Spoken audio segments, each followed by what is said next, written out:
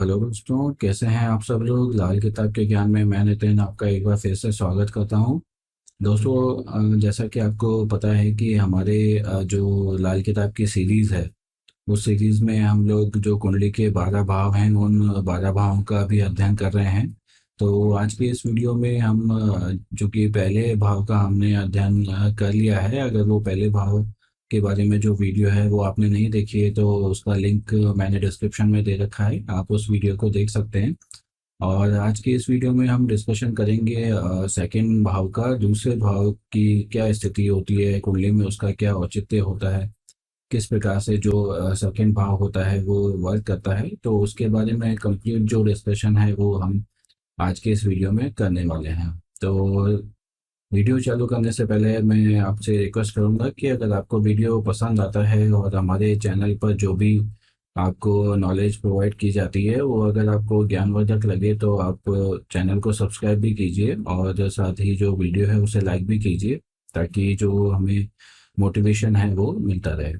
तो आइए अब शुरू करते हैं आज के वीडियो को। तो दोस्तों, कुंडली का जो दूसरा भाव होता है वो कुंडली के दूसरा भाव धन से, परिवार से और इनसे संबंधित होता है। किस प्रकार से जो आपकी जो नौकरी है वो किस प्रकार की रहने वाली है, उसमें ट्रांसफरेबल जॉब्स रहेंगी या कैसी जॉब रहेगी।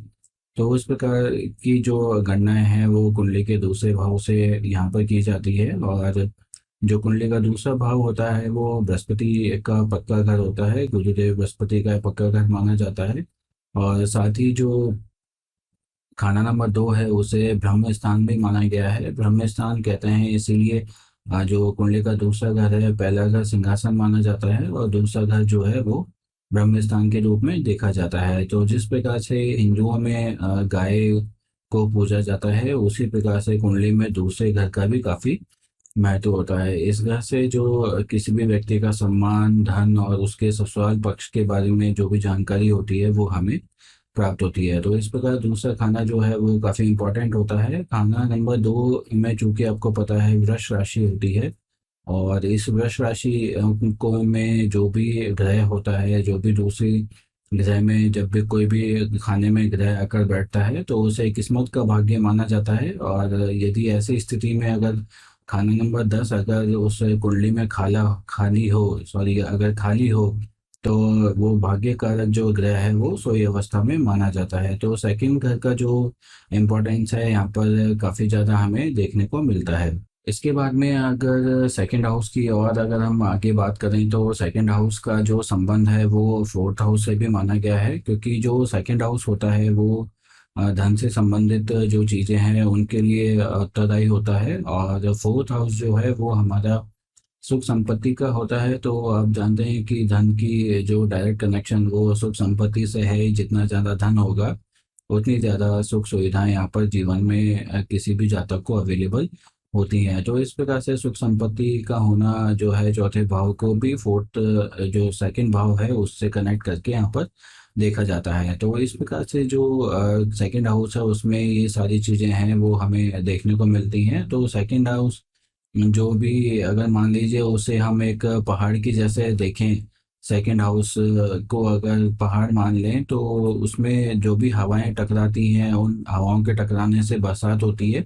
और ये जो बरसात होती है वो अच्छी या बुरी हो सकती है, जो कि धन के ऊपर डिपेंड होती है कि किस प्रकार से। अगर तेज वर्षा हो रही है तो इसका मतलब धन काफी अच्छी मात्रा में अवेलेबल है। अगर मान लीजिए धीमी बरसात हो रही है तो धन जो है वो काफी कम मात्रा में अवेलेबल है। तो इसी प्रकार से जो नौवा जो भाग्य का जो स्थान होता है, जो जिसे खाना नंबर 9 कहते हैं, वो खाना नंबर 9 भी इसमें काफी ज्यादा इम्पोर्टेंट होता है। तो इस प्रकार से खाना नंबर 2 में शुभ फल प्राप्त करने के लिए अगर मान लीजिए खाना नंबर 8 खाली हो तो जो खाना नंबर 9 2 होता है वो यहाँ पर हमेशा शुभ फल प्रदान करता है, क्योंकि जो खाना नंबर 2 होता है उसकी डायरेक्ट दृष्टि खाना नंबर 6 पे होती है। और खाना नंबर 8 में जो भी ग्रह होता है उसकी डायरेक्ट दृष्टि जो है वो पूर्ण दृष्टि जो है वो दूसरे खाने पर होती हैं। तो ऐसी स्थिति में जब आठवें खाने में कोई ग्रह नहीं हो, आठवां खाना अगर खाली हो,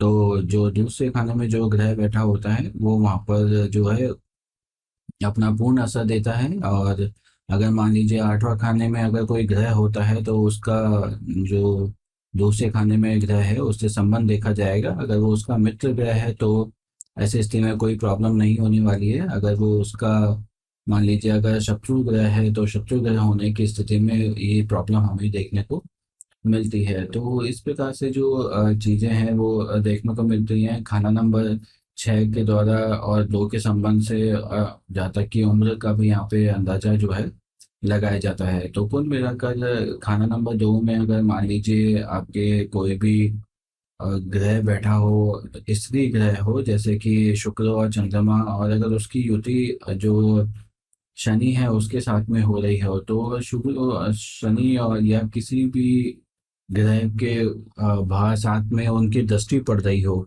और किसी भी भाव में अगर वो उपस्थित हो, तो ऐसी स्थिति में जातक का जो संतति होती है, जो उसकी संतानें होती हैं, उनके ऊपर उसका बेड़ा असर पड़ता है। तो क्योंकि जो शुक्र या चंद्र जो है वो शनि के साथ मिलकर एक मंसूरी ग्रह का निर्माण करते हैं जिसे कि केतु कहा जाता है। ये केतु ग्रह जो है वो औलाद से संबंधित होता है, और ऐसी स्थिति में जब बुरा असर देता है तो औलाद पर जो है वो बुरा असर इसका देखने को मिलता है।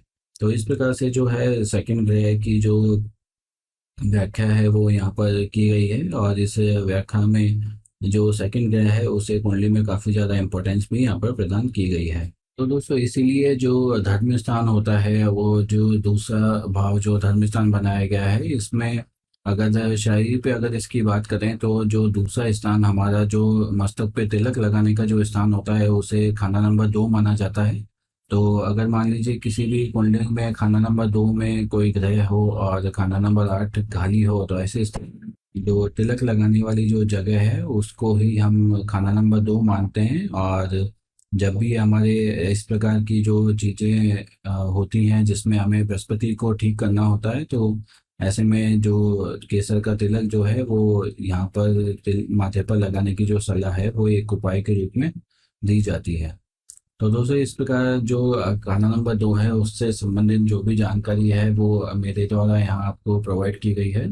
तो आशा है आपको ये जानकारी अच्छी लगी होगी और इसको अपने अपने जीवन में जो कुंडली सीखने की या ज्योतिष सीखने की जो आपकी इच्छा है उसे पूरी करने के लिए काम में लेंगे।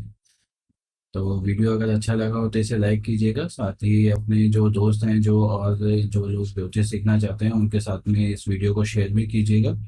आज के लिए बस इतना ही। फिर मुलाकात होगी एक नए वीडियो में। तब तक के लिए ओम नमः शिवाय।